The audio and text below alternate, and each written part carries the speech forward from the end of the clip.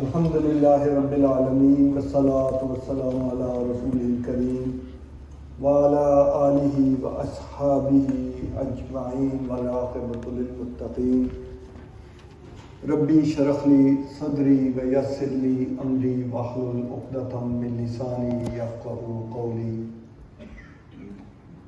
برادران عزیز، جناب جمیل احمد صاحب، منور چودھری صاحب، وقار عظیم صاحب، قابل احترام خواتین و حضرات، السلام علیکم ورحمۃ اللہ وبرکاتہ۔ آپ سب صاحب ایمان ہیں، اور اگر ہم سے پوچھا جائے، جو مسلمان ذرا سا بھی شعور رکھتا ہے کہ ہمارے پاس سب سے بڑی نعمت اللہ کی طرف سے کون سی ہے، تو الحمدللہ ہم سب جانتے ہیں کہ وہ کلمہ طیبہ ہے، ایمان ہے۔ اس کے بعد کون سی نعمت ہے؟ ہو سکتا ہے جس تک کلمہ طیبہ پر ہمارا اتفاق ہے، باقی دوسرے تیسرے چوتھے نمبر کی نعمت پر ہمارا اتنا اتفاق نہ ہو۔ ہم سب نعمتوں پر اللہ کے شکر گزار ہیں، لیکن میرے طالب علمانہ خیال میں ایمان کے بعد، حاضرین محترم، سب سے بڑی نعمت یہ ہے کہ اللہ تعالیٰ نے مجھے اس قابل بنایا ہے کہ میرے عیب نہیں کھولتا، وہ ستار العیوب ہے۔ اور یہ سب سے بڑی نعمت ہے آپ کے معاملے میں بھی۔ اللہ مکمل ہے، ہر عیب سے پاک ہے، اور اس کا حبیب بھی ہر عیب اور ذوق سے پاک ہے۔ باقی حضور صلی اللہ علیہ وسلم نے ارشاد فرمایا کلکم خطاؤن، تم سارے خطا کار۔ ہم صاف ستھرے کپڑے پہن کر، اپنا اپنا تعارف ساتھ لے کر صبح نکلتے ہیں اور اپنے آپ کو ایک معزز فرد کے طور پر پیش کرتے ہیں، باپ اولاد کے سامنے، استاد شاگردوں کے سامنے، کوئی میرے جیسا گیسٹ سامعین کے سامنے۔ سچی بات یہ ہے کہ جس طرح میرا تعارف، اور صرف تعارف نہیں بلکہ تھوڑا سا روغن لگا کے تعارف وقار عظیم صاحب نے پیش کیا، تو یہ اللہ کا کرم ہے۔ ہمارے اسلاف میں جو تعلیمات چھوڑی ہیں ان میں ایک یہ ہے کہ جس درخت پر پھل لگتا ہے وہ اور جھک جاتی ہے۔ اگر کسی میں کوئی بھی خوبی ہے، آپ میں، مجھ میں، تو ہمیں اللہ کا زیادہ شکر گزار ہونا چاہیے۔ ہمارا سب سے پہلا تعارف کلمہ طیبہ ہی ہے، جس کی وجہ سے جب میں سال میں آیا تو جناب احمد مائنو صاحب گفتگو کر رہے تھے، اور حقیقتاً جاپنیز زبان تو میں نہیں جانتا، لیکن وہ قرآن اور حدیث اور جناب محمد رسول اللہ صلی اللہ علیہ وسلم کی سیرت کی وجہ سے ایسی جڑی ہوئی بات کر رہے تھے کہ وہ جو حوالہ لاتے تھے تو میرا دل اتنا خوش ہوتا تھا کہ اسی کا نام امت ہے۔ حضور صلی اللہ علیہ وسلم ہمیں ایک بناتے ہیں۔ اور آج جو میرا موضوع اسلامک سرکل آف جاپان نے مجھے دیا ہے وہ بھی سیرت سے متعلق ہے۔ وَرَبَّكَ فَكَبِّرْ، اپنے رب کی کبریائی بیان کر۔ یہ سورہ المدثر ہے قرآن مجید میں، اور آپ جو پاکستان کے لوگ یہاں پر ہیں، آپ جانتے ہیں کہ حضور صلی اللہ علیہ وسلم کو ہم مسلمان جس طرح مخاطب کرتے ہیں تو آپ کا نام لیتے ہوئے الحمدللہ ہم سب کی آنکھیں جھک جاتی ہیں، اور ہماری رگوں میں دوڑتے ہوئے خون میں ایک نئی توانائی اور لذت اور سرور محسوس ہوتا ہے۔ اور یقین جانیے کہ اس پر کسی پی ایچ ڈی ڈاکٹر، کسی مفتی، کسی عالم دین کا کوئی قبضہ نہیں ہے۔ یہ فیض اتنا عام ہے، فیض اتنا عام ہے کہ جس کا سٹیج پر اس طرح کیا کسی گلی میں بھی کوئی تعارف نہیں ہے، لیکن حضور کے نام کے صدقے وہ چاہے جوتے مرمت کرنے والے کیوں نہ ہو، حضور فرما کے گئے ہیں القاسم حبیب اللہ، وہ اللہ کا دوست ہے۔ نگاہ یار جسے آشنائے راز کرے، وہ اپنی خوبی قسمت پہ کیوں نہ ناز کرے۔ غم جہاں سے ہو جسے فراق کی خواہش وہ ان کے درد محبت سے ساز باز کرے۔ میں آپ سے پوچھوں کہ ابھی حاجی سعید صاحب نعت پڑھ رہے تھے، اور یقین جانیں کہ ہم سب درجہ بدرجہ جو متوجہ تھے، ہمارے خون کے اندر کوئی میڈیکل سائنس تشریح نہیں کر سکتی، لیکن احترام اور محبت اور سرور کی جو لہر دوڑ رہی تھی، اللہ تعالیٰ بے قدرہ نہیں ہے، وہ انشاءاللہ یقیناً اس کیفیت کا پاس کرے گا، یقیناً پاس کرے گا۔ حضور کا ذکر لطف دیتا ہے، حضور کا ذکر تھکاوٹ کو دور کر دیتا ہے۔ اس لیے یہ جو سورہ المدثر کی ایک آیت کو میں موضوع بنانے جا رہا ہوں، ہم پاکستان میں جانتے ہیں کہ حضور کو ہم کئی طرح سے یاد کرتے ہیں، کئی طرح پکارتے ہیں۔ کوئی شاہ مدینہ بھی کہتا ہے، کوئی محبوب کبریا کہتا ہے۔ پنجابی اور اردو کی نعت میں خاص طور پہ آپ کو کالی کملی والا کہا جاتا ہے، کالی کملی والا۔ اس کی ایک وجہ یہ دو صورتیں ہیں قرآن مجید کی، ایک سورہ مزمل ہے، یا ایھا المزمل، اور دوسری صورت ہے یا ایھا المدثر، سورہ مزمل اور سورہ مدثر۔ اور اگر اللہ تعالیٰ آپ کو توفیق عطا فرمائے، خواتین و حضرات، خواتین شامل ہیں غالباً اس میں، خواتین و حضرات، اگر ان دو صورتوں کا ترجمہ ہی آپ پڑھ لیں، اللہ اکبر، یوں لگتا ہے کہ رب کائنات اپنے حبیب کی نعت کہہ رہا ہے۔ صرف ترجمہ پڑھ رہا ہے۔ یہ جو کالی کملی والا ہم کہتے ہیں نا، یا ایھا المزمل یا ایھا المدثر، اے اوڑھ کر لیٹنے والے، اور روایات میں چونکہ اس کمبل کا رنگ بعض راویوں نے کالا بیان کیا ہے، اس لیے آخر کالی کملی والے۔ اور بلا شبہ آپ ایک ایسے معاشرے میں سرکار دو عالم صلی اللہ علیہ وسلم کے پیغام اور مشن کے ساتھ وابستہ ہیں کہ جہاں کئی مذاہب کے لوگ ہیں، اور اس میں کوئی اختلاف نہیں ہے کہ اسلام میں بنیادی عقیدہ توحید ہے، اور ہم اللہ کی طرف بلانے والے ہیں۔ لیکن یہ بات نہیں بھولنی چاہیے کہ اگر جاپان میں رہنے والے کسی غیر مسلم کو اپنے اسلام کی طرف بلانا ہے تو توجہ دیجئے، آپ اور میں کبھی بھی اسے اللہ کی طرف پہلے نہیں بلائیں گے۔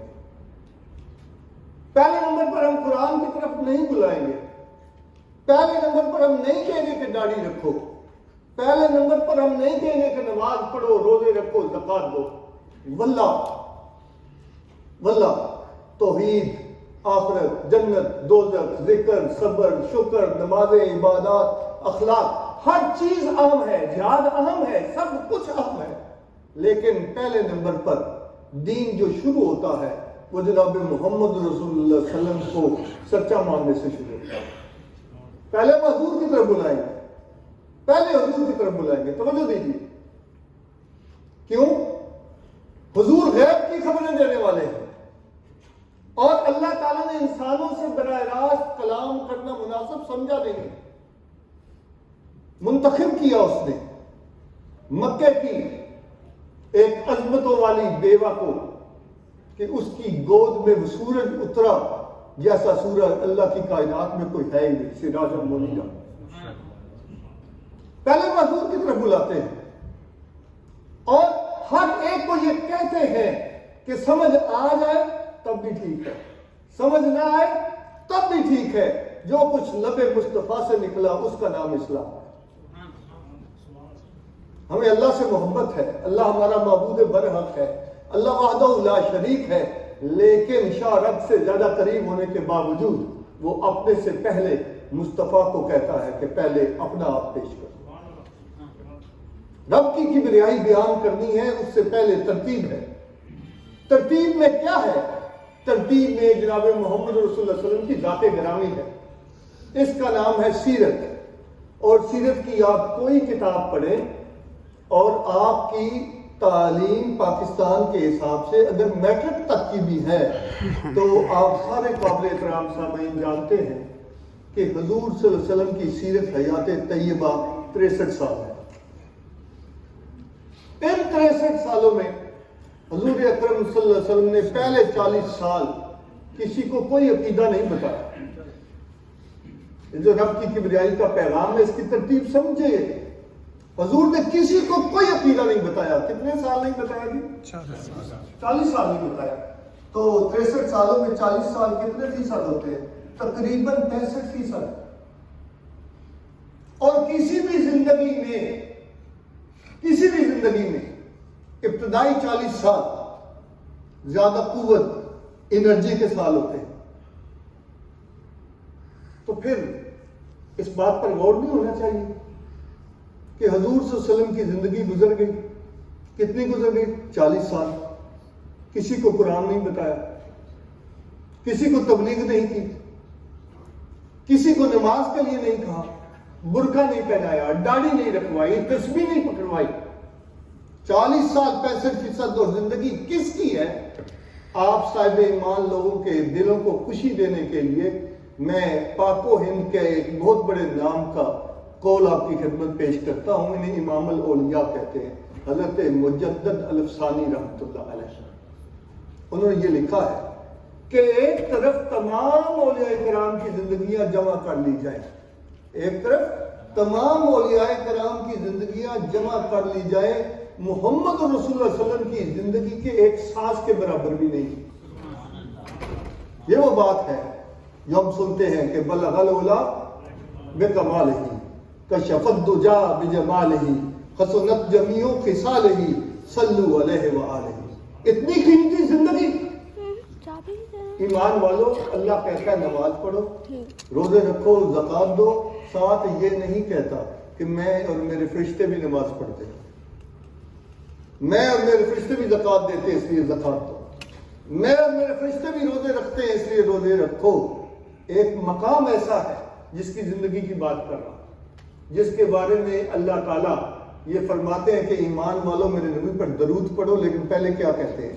ان اللہ وملائکتہ یصلون علی النبی, بے شک اللہ اور اس کے فرشتے بھی حضور پر درود پڑھتے ہیں, سلامتی کی دعائیں بھیجتے ہیں. یا ایھا الذین آمنوا صلوا علیہ وسلموا. اتنی قیمتی زندگی اور اسلام کو جس طرح ہم سمجھتے ہیں اور جس کی روح اور بنیادی پیغام رب کی کبریائی بیان کرنا ہے, اور حضور کے 40 سال گزر گئے بیان نہیں کی, تو سوال پیدا ہوتا ہے کہ اتنی قیمتی زندگی پھر کس کام میں صرف ہوئی؟ سوال پیدا ہوتا ہے نا. اور میں بات وہ کروں گا جو میٹرک تک کی تعلیم رکھنے والے مردوں خواتین یا اس سے کم والے بھی سمجھ جائیں گے انشاءاللہ. پہلے 40 سال کام گئے, 65% زندگی کا بہترین حصہ کس کام میں لگا؟ اب آپ نے ناراض نہیں ہونا, اور آپ اتنا ناراض میں سے ہوتے نہیں, کیونکہ 5 سال پہلے بھی میں اسی طرح کی تقریر کر کے گیا تھا, آپ نے پھر بلا لیا. ناراض نہیں ہونا. میں بات ذرا تھوڑی سی اور طرح کی کرنے لگا کہ پہلے 40 سال حضور صلی اللہ علیہ وسلم نے وہ کیا جو آج کل غیر مسلم جاپانی کر رہے ہیں. تو جو ہے جاپانی کیا کر رہے ہیں؟ جانبدار کی عادت ہے, جھوٹ نہ بولنا, سچ بولنا, وعدہ پورا کرنا, امانت میں خیانت نہ کرنا.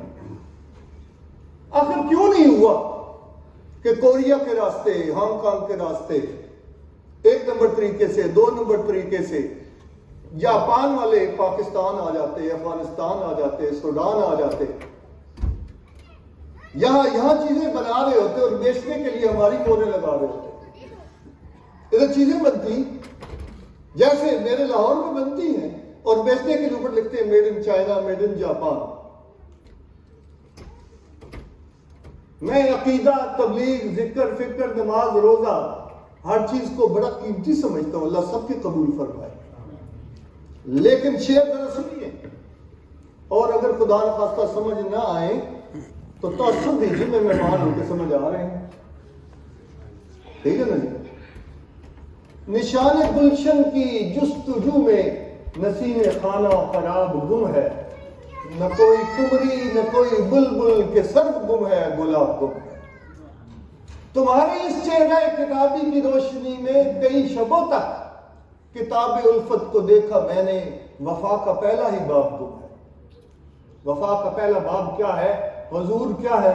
صادق ہے اور بولیے صادق ہے اور میرے بھائیوں، میری بہنوں، میرے دوستوں، علماء کرام سے رہنمائی لیجیے، کتابیں پڑھیے کہ حضور کو صادق اور امین مسلمانوں نے کہا تھا؟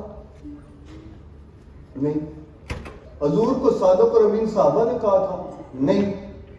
کافروں نے، ڈس بلیورز نے حضور کو کہا آپ صادق اور امین ہیں۔ اور کس بنیاد پر کہا تھا؟ مصلے پر کھڑے ہونے کی وجہ سے، تسبیح کی وجہ سے، ٹوپی کی وجہ سے، تلاوت کی وجہ سے، تجویز کی وجہ سے نہیں۔ وہ جو ہمیں جھجک ڈال دی گئی، اور اللہ بھلا کرے اسلامک سرکل آف جاپان کا کہ یہ ایک شمع روشن ہوئی اس لیے کہ حضور کے پیغام کو ٹھیک ترتیب کے ساتھ پیش کیا جائے۔ حضور کو صادق اور امین کہا گیا دنیا داری کی وجہ سے۔ آپ نے ہم مومنوں کی ماں سیدہ خدیجۃ الکبریٰ رضی اللہ تعالی عنہا کے ساتھ مل کر پارٹنرشپ کی،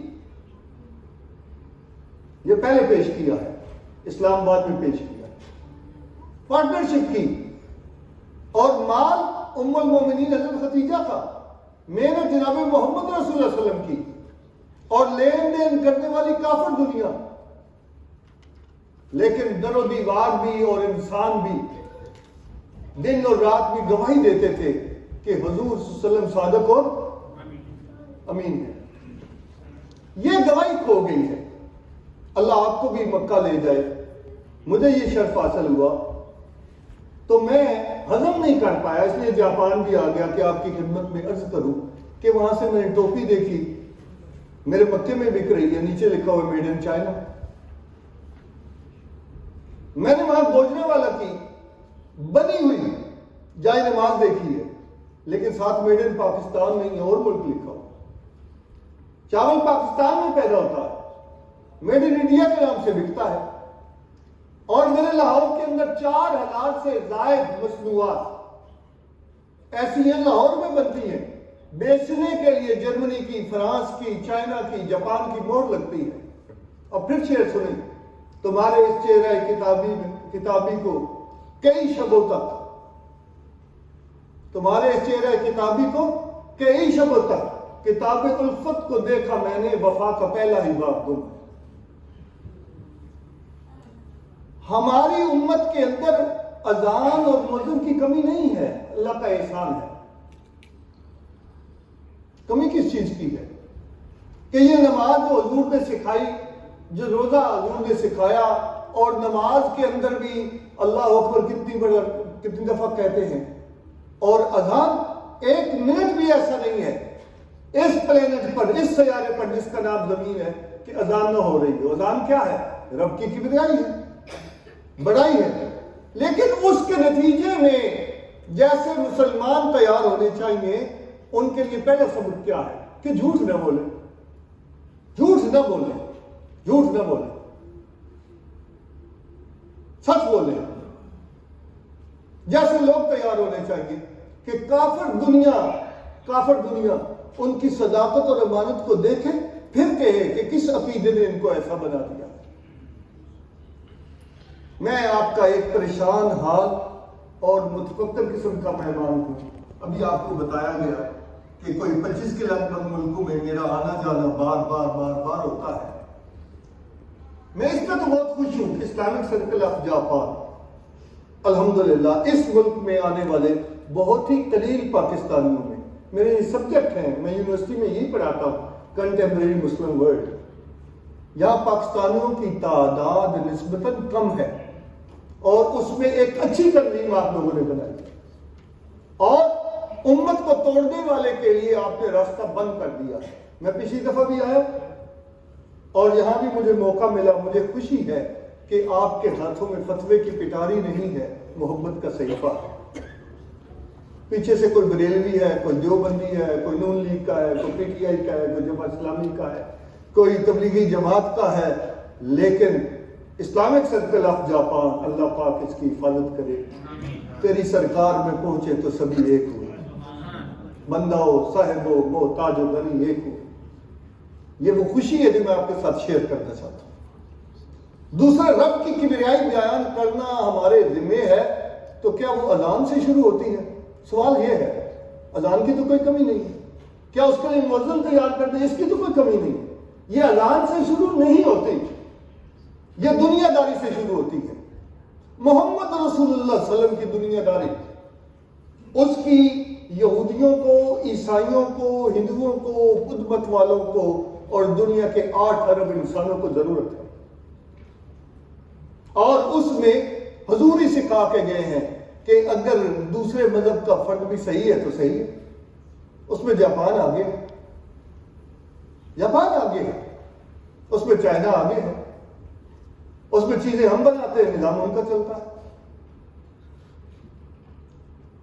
اب آپ کو جو بات میں بڑے ادب سے سمجھانا چاہتا ہوں، وہ لوگ تقریر میں سمجھ لیتے ہیں، لیکن ہماری مسجدیں ہی اکثر رکاوٹ بن جاتی ہیں۔ مسجدیں ہی کیوں؟ آپ پاکستان آتے جاتے رہتے ہیں، آپ وہاں کے احوال جانتے ہیں۔ 100 میں سے 80 مسجدوں میں لکھا ہوا ہے، اور مسجد سے بڑھ کر وربک فکبر کا مرکز کوئی نہیں ہو سکتا۔ مسجد میں اذان ہوتی ہے، اور اتنی ونڈرفل ہوتی ہے کہ اتنی جہازوں کی دنیا میں، ٹرینوں کی دنیا میں ٹائم مینجمنٹ نہیں ہے جتنی اذان میں ہے۔ لیکن وہی ایک بات لکھی ہوئی ہے، 100 میں سے 80 مساجد میں پاکستان میں لکھی ہوئی ہے، اور وہاں سے آنے والے جہاں جہاں جاتے ہیں، اور پوری مسلم ورلڈ کے اندر یہ پرابلم ہے کہ وفا کا پہلا ہی باب گم ہے۔ کیا لکھا ہوا ہے؟ مسجد میں دنیاوی باتیں کرنا جائز ہے یا منع ہے؟ بولیے جی۔ منع ہے، منع ہے۔ تو میں یہ کہنا چاہتا ہوں کہ رب کی کبریائی، جہاں سے اذان ہوتی ہے، اذان الفاظ ہے، وہاں سے جیسے لوگ تیار ہونے چاہیے، جیسے مسجد نبی نے تیار کی ہے نا جی۔ توجہ ذرا چشم تصور میں میرے ساتھ چلے۔ آپ مسلمانوں کی دنیا میں جس مسجد میں نماز کے الفاظ پر غور کریں گے وہ مسجد نبی سے آئے ہوں گے، مینار ویسے بنائے گئے ہوں گے، گنبد ویسے بنے ہوں گے، وضو کا طریقہ، طہارت کا طریقہ وہی ہوگا، رکعتیں اور سجدے وہی ہوں گے، لیکن یہ جملہ مسجد نبی سے متعلق نہیں ہے۔ کیسے؟ ہم نے حضور کے ذکر سے اس محفل کو روشنی اور حرارت لینے کی کوشش کی ہے اس محفل سے۔ تو میں عرض کرتا ہوں کہ مسجد نبی کیا تھی؟ مسجد نبی مدینے کی ریاست، جیسے ہمارے یہاں آج کل پاکستان میں یہ لفظ بہت بولا جاتا ہے، اس کے سربراہ کا دفتر تھا، مدینے کا سربراہ حضور شاہ مدینہ ہے۔ اور اس مسجد کے اندر کیا ہوتا تھا؟ مقدمات کے فیصلے ہوتے تھے، کیس سنے جاتے تھے، وہ عدلیہ تھی۔ اور عدلیہ کیا صرف مسلمانوں کے لیے فیصلہ کرتی تھی؟ نہیں، عدلیہ انصاف قائم کرتی تھی۔ جو بھی حق پر ہے، لب مصطفیٰ سے انصاف اور عدل کے علاوہ کچھ نکلتا ہی نہیں۔ وہ مسجد مارکیٹ کو کنٹرول کرتی تھی، دنیاوی باتیں منع نہیں تھی۔ حضور اپنے سامنے بیٹھے ہوئے صحابہ کی ڈیوٹیاں لگاتے تھے کہ جاؤ ذرا مدینے کے بازار کو چیک کرو، قیمتیں ٹھیک ہیں، ملاوٹ تو نہیں ہو رہی، دھوکہ تو نہیں دیا جا رہا۔ حضور دیکھتے تھے۔ اور یہ وفا کا پہلا ہی باب ہے کہ حضور خود بھی تشریف لے جاتے تھے۔ راویوں نے بیان کیا کہ گلے کے ڈھیر کو دیکھا حضور علیہ السلام نے، بڑا اچھا گلہ ہے، آپ نے اس کے اندر ہاتھ ڈالا، اندر سے گیلا تھا۔ آپ نے بیچنے والے کو کہا کہ اس کو اوپر رکھو۔ ایسے بہت سارے شرائط ہیں۔ پہلی جنگ مکہ والوں کے ساتھ جو ہوئی ہے وہ جنگ بدر ہے، اس میں 70 لوگوں کو گرفتار کر کے لایا گیا، تو انہیں کہاں رکھا گیا؟ مسجد نبوی میں، وہ جیل بھی تھی۔ 88 جنگیں لڑی گئی ہیں مدینہ کے 10 سالوں میں، 88۔ ان جنگوں کے اندر جو پلاننگ ہوئی ہے موسٹلی ان کا مرکز مسجد نبوی تھی، وہاں اسلحے کے ڈھیر لگائے گئے، وہیں ڈیوٹیاں لگی کہ کون کمانڈ کرے گا۔ وہی ذمہ داریاں دی گئی، اور دوسرے مذاہب کے لوگ آتے تھے، دوسرے قبائل کے لوگ آتے تھے، یہ فارن آفس بھی تھا، حضور صلی اللہ علیہ وسلم وہی ملاقات کرتے تھے۔ سعودی عرب میں اس وقت بھی ایک صوبہ ہے نجران، وہاں سے عیسائیوں کا وفد آیا، تمام سیرت نگاروں نے ذکر کیا، حضور نے ان عیسائیوں سے ملاقات کہاں کی؟ مسجد نبوی میں۔ آپ زندگی کا جو شعبہ دیکھیں، اور اگر جدید گورنمنٹ کے اندر منسٹریز دیکھیں تو ہر منسٹری مسجد نبوی سے تھی۔ یہ مس ہے۔ اب کیا ہو سکتا ہے؟ اب مسجد والے کی طرف دیکھیں تو یہاں قاری حضرات اور ڈاکٹر مختار صاحب بھی بیٹھے ہوئے ہیں، یہ ناراض ہی نہ ہو جائے۔ ان پر آپ کو پریشانی ہوتی ہے کہ جہاں پش لکھا ہوتا ہے دروازے پہ، ان سے پل ہو جاتی ہے۔ آپ کہتے ہیں یہ کیسے گورنمنٹ چلائیں گے؟ اور جو گورنمنٹ چلا رہے ہیں انہیں کیمرے میں کہا جاتا ہے سورہ اخلاص سناؤ، تو ہمارے چھوٹے چھوٹے بچوں نے سنا لیے، وزیروں کو آتی کوئی نہیں۔ یہ صورتحال ہے۔ صحیح کہہ رہے ہیں۔ اس صورتحال کے اندر رہنمائی کہاں سے لی جائے؟ رہنمائی وربک فکبر، نبی کے نقش قدم کو، نبی کی باتوں کو چراغ راہ بناؤ، بڑا اندھیرا ہے، رہنمائی وہیں سے ملے گی۔ سبق پھر پڑھ صداقت کا، شجاعت کا، عدالت کا، لیا جائے گا تجھ سے کام۔ آپ بدل لیں نا، یہ علامہ اقبال کا فوت ہو گیا، آپ کہیں نہیں مسجد کی امامت کا، علامہ اقبال نے کہا دنیا کی امامت کا۔ پاکستان میں ٹیلی فون آئے جو بائیڈن کا، اور وہ ہمارے شہباز شریف صاحب سے پوچھے کہ بھائی جان بتاؤ کتنے ڈالر پیش کروں تو 1 روپیہ دیتے ہے نا، وہاں سے والی گل۔ ایک اور سن لیں، امریکہ میں فریس میں پاکستانی ایمبیسی کے باہر گوروں کے لڑکوں اور لڑکیوں کے ٹھٹ لگ جائے رات کوئی، اور پولیس لاٹھی چارج کرے، اور سارے کہے کہ نہیں جی سوڈان کا اور پاکستان کا ویزا لینے ہی لینا ہے۔ دنیا کی امامت یہ ہوتی ہے، دنیا کی امامت یہ ہوتی ہے کہ رب کی کبریائی سکھانے والے محمد رسول اللہ صلی اللہ علیہ وسلم نے خطاب کے بیٹے عمر رضی اللہ تعالیٰ عنہ کو تیار کیا، بہترین ریاست چلائی، مسجد میں بیٹھ کر نماز کی امامت بھی وہی کراتے تھے۔ ایک دن بیٹھے ہوئے مدینے کی صحرائی زمین میں ریت پر انگلیاں چلا رہے تھے، تو کسی نے پوچھا امیر المومنین یہ کیا کر رہے ہیں؟ مدینے میں بیٹھے تھے، اگر آپ کو میپ پتا ہو تو لطف اور آئے۔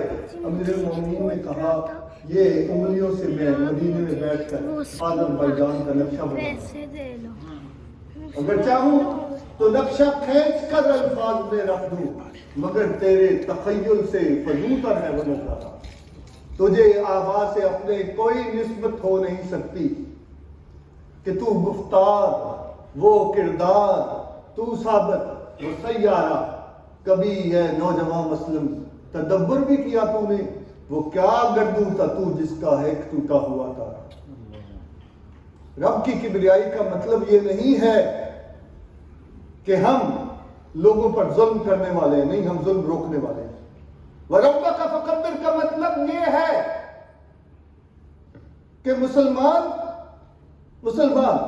اس بات کا ذمہ دار ہے کہ وہ مشرق اور مغرب کی عورت کو تحفظ دے گا۔ اس کا مطلب یہ ہے کہ حضور کی سیرت بیان ہو تو اس میں سے صرف میں اپنے مسلک اور اپنی جماعت کی باتیں نکال کر یہ نہ پیش کرتا رہوں کہ صرف میرے ہی مرکز، میرا ہی سرکل ٹھیک ہے۔ ابھی احمد مانو صاحب اللہ نے سلامت رکھے، وہ یہ کہہ رہے تھے کہ وَمَا أَرْسَلْنَاكَ إِلَّا رَحْمَةً لِّلْعَالَمِينَ۔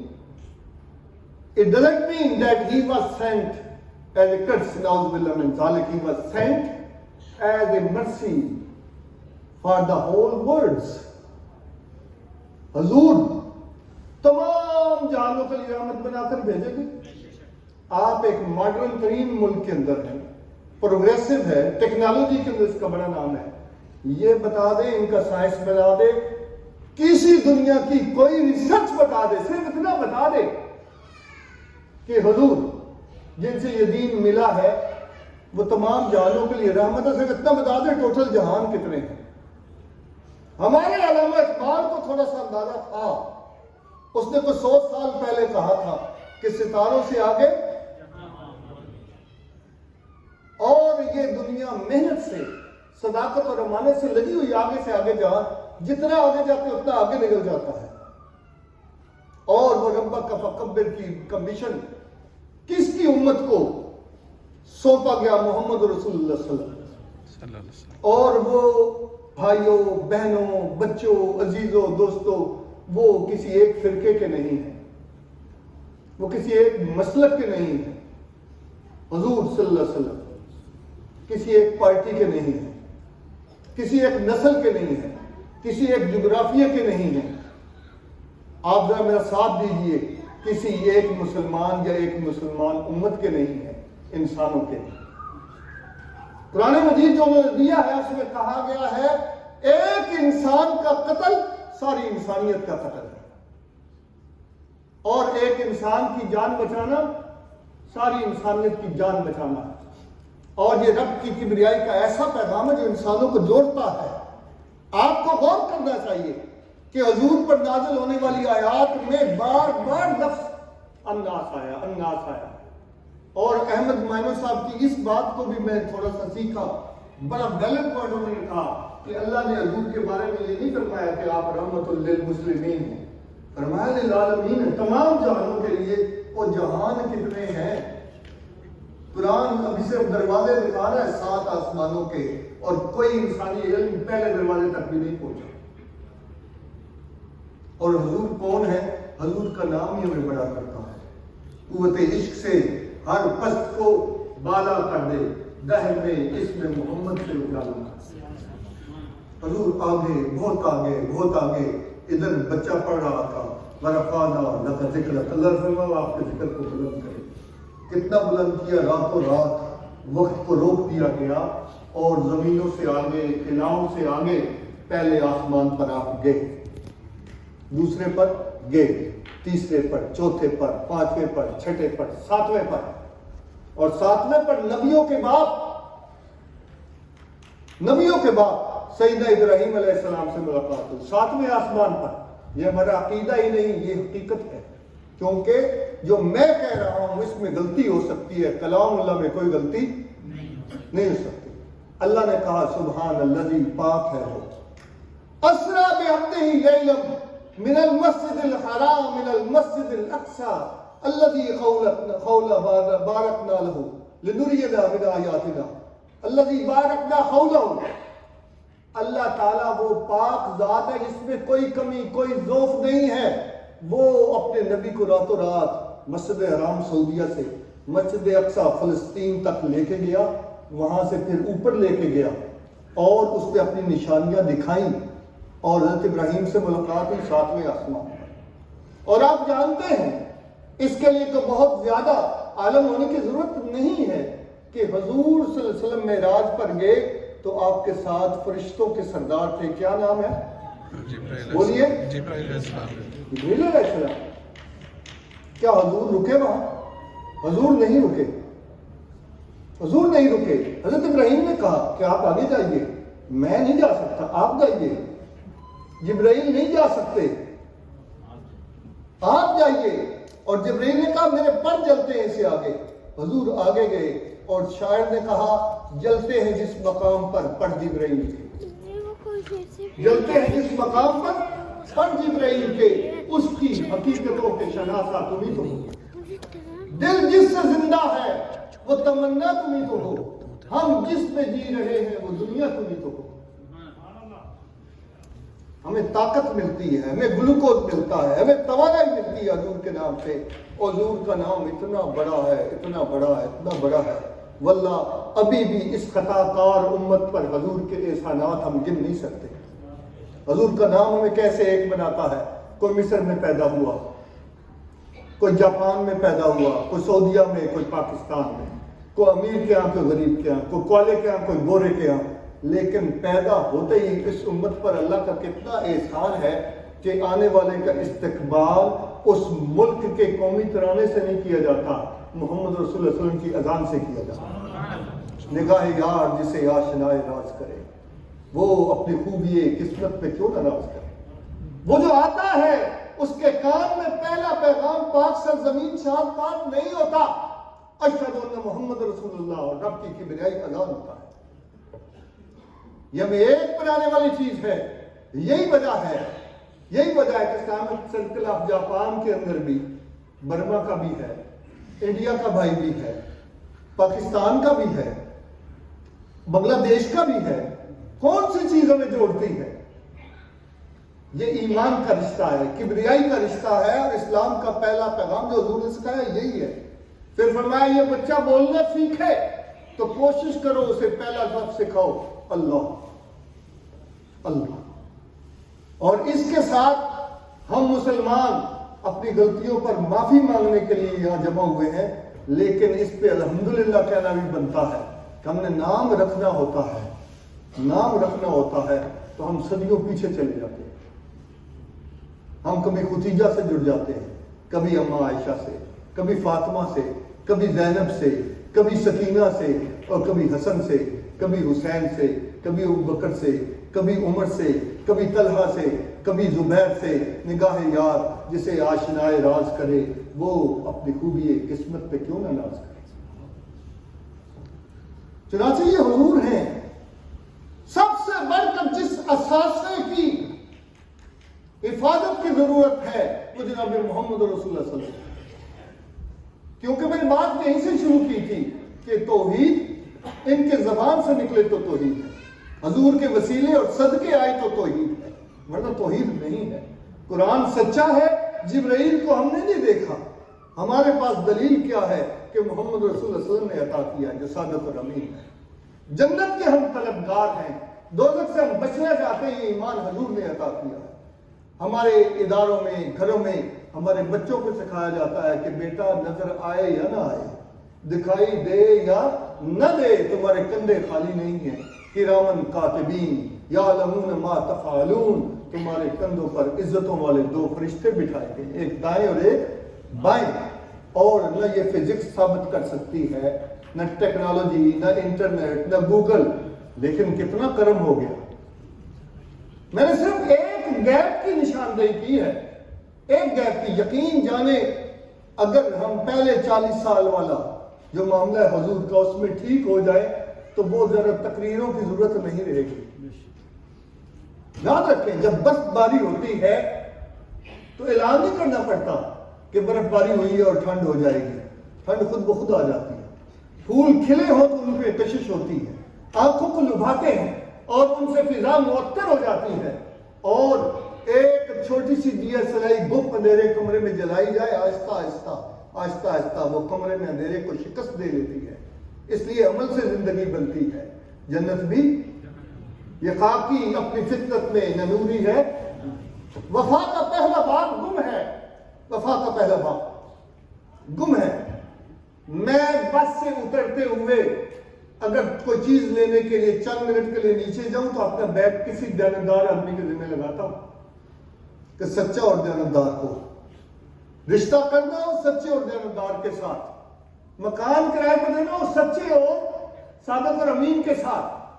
لیکن ملک جن کے حوالے کرتا ہوں, گلی محلہ اور بلدیہ جن کے حوالے کرتا ہوں, وہاں میرا جو کمپرومائز ہے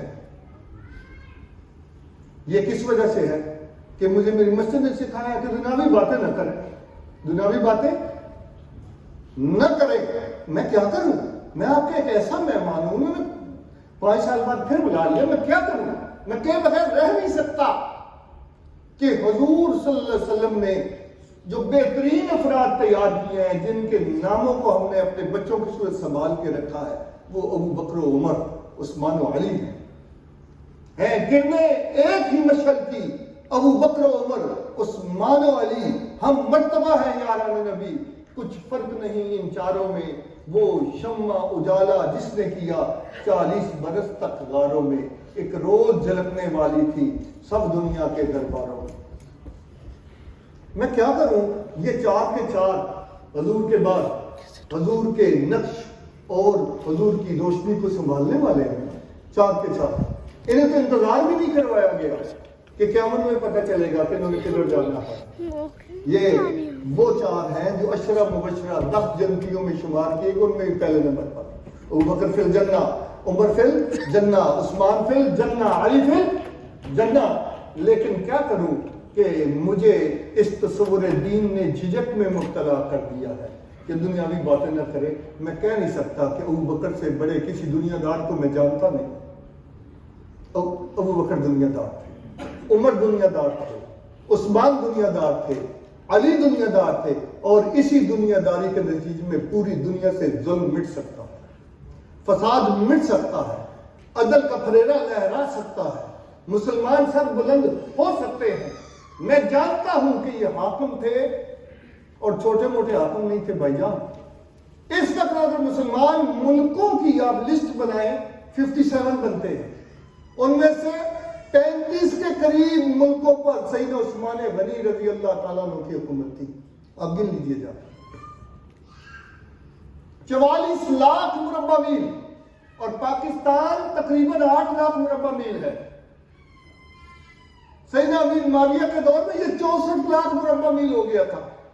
اقبال نے بلا وجہ نہیں کہا کہ دست تو دست ہے, دریا بھی نہ چھوڑے ہم نے, بحر ظلمات میں دوڑا دیے گھوڑے ہم نے. بس میری ساری گزارشات میں کوئی غلطی ہو تو معاف فرمائے, لیکن ایک بات تلے باندھ لیں, حضور نے جو سب سے زیادہ معروف دعا سکھائی ہے وہ پوری دنیا کے مسلمانوں میں سب سے زیادہ معروف ہے, وہ یہ ہے ربنا آتنا فی الآخرۃ حسنۃ وفی الآخرۃ حسنۃ. میں ٹھیک پڑھ رہا ہوں؟ نہیں, میں چینج نہیں نہ کر سکتا, کوئی بھی چینج نہیں کر سکتا. پہلے کیا ہے؟ پھر دنیا. اے ہمارے رب ہماری دنیا کو بہترین کر دے, پاکستانیوں کی کرنسی کو طاقت دے دے, کیونکہ یہ حلال کاموں میں خرچ کرنے کے لیے ہو. پاکستان کے ملکوں کو انصاف دے دے, مسلمانوں کے ملکوں کو انصاف دے دے, ہماری مارکیٹوں کو حیا دے, ہمیں انصاف دے دے, اچھی قیادت دے دے, صاف اور پاک بستیاں دے دے. میرا بڑا دل چاہتا ہے کہ جاپان, چائنا اور کوریا کے لوگ میرے گوجرانوالہ میں آئے, میرے کھاریاں میں آئیں, میرے رحیم یار خان میں آئیں, اور آ کے لوگوں کو بتائیں کہ صفائی سیکھنی ہے تو وہاں جاؤ, کیونکہ میرے حضور جن رب کی کبریائی سکھائی وہ بڑے پاکیزہ تھے, بڑے صاف تھے. اور آپ جانتے ہیں اس حدیث کو, الطہور شطر الایمان, صفائی 50% ہے. وہ کیا پیپر میں پاس ہوگا جس نے 50 نمبر کا پیپر ہی اٹیمپٹ نہیں کیا؟ نصف ایمان ہے. اس لیے یہ وفا کا وہ پہلا باب ہے. رب کی کبریائی بیان ہو رہی ہے, خطیبوں کی کوئی کمی نہیں ہے جی, نہ قاریوں کی کمی ہے, نہ مفتیوں کی کمی ہے, نہ میرے جیسے مقرروں کی کمی ہے, نہ تقریروں اور جلسوں کی کمی ہے. کمی وفا کے پہلے ہی باب کی ہے, اور وہ یہ ہے کہ ہماری دنیا حضور کی طرح ہو, حضور کی طرح. اور حضور نے یاد رکھیں آغاز بکریاں چرانے سے کیا, ابھی آپ ننھے ہو رہے تھے, پھر آپ نے اماں ختیجہ کے ساتھ تجارت کی, پھر اس کے بعد آپ نے اپنے اخلاق سے, صداقت اور امانت سے ایسے دل جیتے تھے کہ 35 سال کی عمر میں مکے والوں کا آپس میں جھگڑے شروع ہوئے کہ حجر اسود کہاں رکھنا ہے, قتل کرنے پر تل گئے, اور حضور کو ثالث بنایا تو صلح ہو گئی. حضور کا نام اور حضور کی دعا سکھاتی ہے کہ پہلے دنیا میں سر بلند ہونا ہے. تمہارے گھر ایسے ہوں کہ لوگ کاپی کریں, تمہاری عدالتیں ایسی ہوں کہ لوگ کاپی کریں, تمہاری مارکیٹیں ایسی ہوں کہ لوگ کاپی کریں, تمہارا نظام تعلیم ایسا ہو کہ پہلے مسلمانوں کی تمہاری لکھی ہوئی کتابیں پوری دنیا کے ملکوں میں پڑھائی جا رہی ہیں. آپ کو سمجھ آئی یا نہیں آئی, اور مجھے سمجھ آئے یا نہ آئے, قرآن کہہ رہا ہے کہ ایسا ہونا ہے انشاءاللہ. اسلامک سرکل آف جاپان اور ICNA, Islamic circle of North America, Islamic circle of South Africa, میں ذرے ذرے کو دیکھتا ہوں, کہیں تو کوئی دھڑکتا نہیں.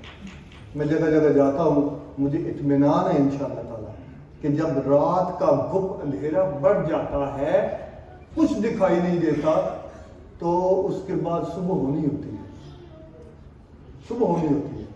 اور رب کی کبریائی اس رب کی عظمت کا بیان ہے جو رات میں سے دن نکالتا ہے, جو تنگی کے بعد آسانی لے کر آتا ہے. اس لیے بات ختم کر رہا ہوں قرآن مجید کی اس آیت کا مفہوم بیان کر کے صرف.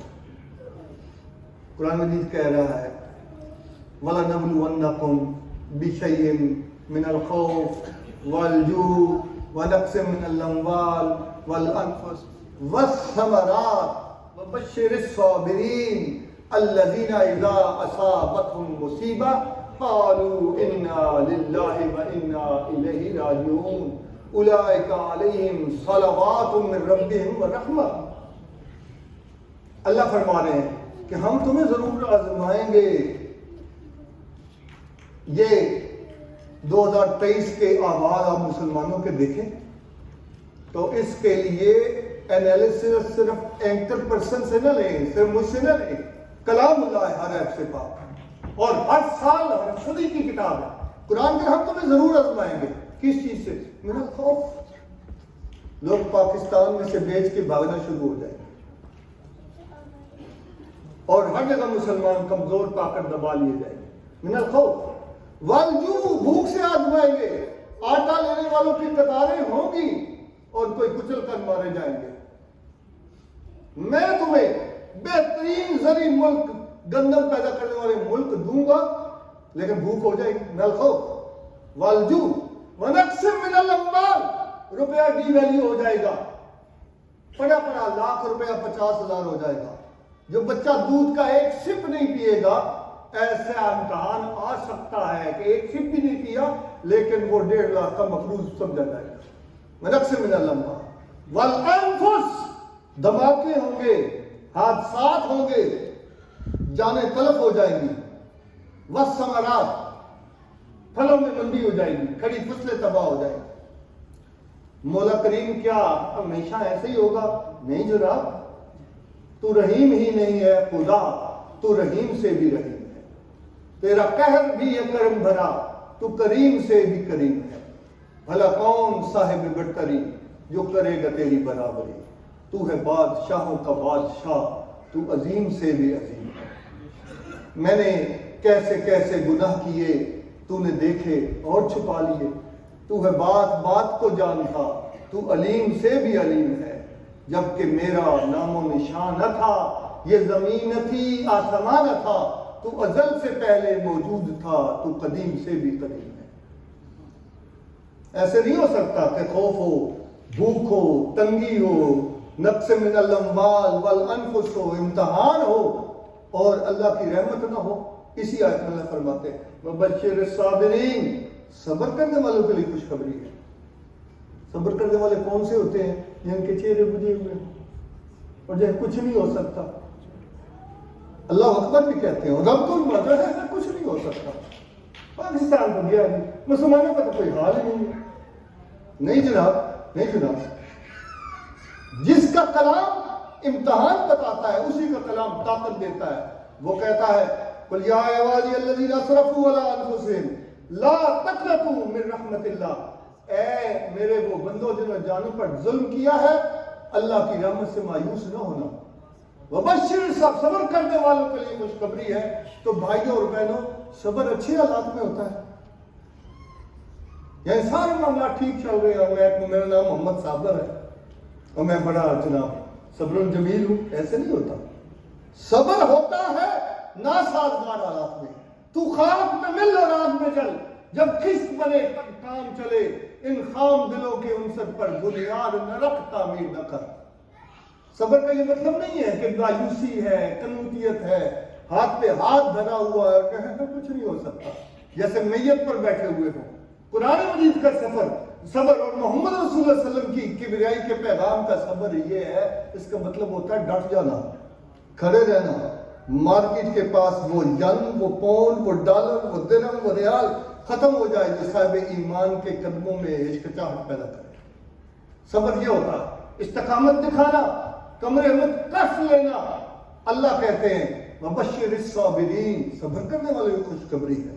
ان اللہ مع الصابرین, صبر کرنے والوں کے ساتھ کون ہے؟ وزیر اعظم, امریکہ, روس نہیں, اللہ ہے, اللہ ہے. لیکن یہ عجیب بات نہیں ہے کہ بتوں سے کچھ کی امیدیں, خدا سے نو امیدی. مجھے بتا تو صحیح اور کافری کیا ہے. میرا تھانے دار واقف ہو تو میرا دماغ پاکستان میں ذرا خراب ہونا شروع ہو جاتا ہے. میں 4-6 دوستوں کو کہتا ہوں کہ بھی اپنے جاننے والے تھانے صاحب کو مسئلہ ہوا تو بتا دینا, اور جس کا ایس پی واقف ہو اسے تو اور بھی زکام ہو جاتا ہے, اور جس کا اللہ واقف ہو, جس کو اللہ 5 دفعہ بلاتا ہو آؤ میری طرف, اور جس کا اللہ پر ایمان ہو اور وہ اللہ کو نہ پہچانے. عربی میں کہتے ہیں من عرف نفسہ فقد عرف ربہ, من عرف ربہ فقد عرف کلہ. جو اپنے آپ کو پہچانتا ہے وہ اپنے رب کو پہچانتا ہے, جو اپنے رب کو پہچانتا ہے وہ سب کو پہچانتا ہے. اپنے من میں ڈوب کر پا جا سراغ زندگی, تو اگر میرا نہیں بنتا نہ بن, اپنا تو بن. من کی دنیا میں نہ پایا میں نے افرنگی کا راج, من کی دنیا میں نہ دیکھے میں نے شیخ و برہمن. من کی دولت ہاتھ آتی ہے تو پھر جاتی نہیں, تن کی دولت چھاؤں ہے, آتا ہے دھن جاتا ہے دھن. پانی پانی کر گئی مجھ کو قلندر کی یہ بات, تو جھکا جب غیر کے آگے نہ تن تیرا نہ من, وما علینا الا البلاغ المبین. ماشاءاللہ زبردست.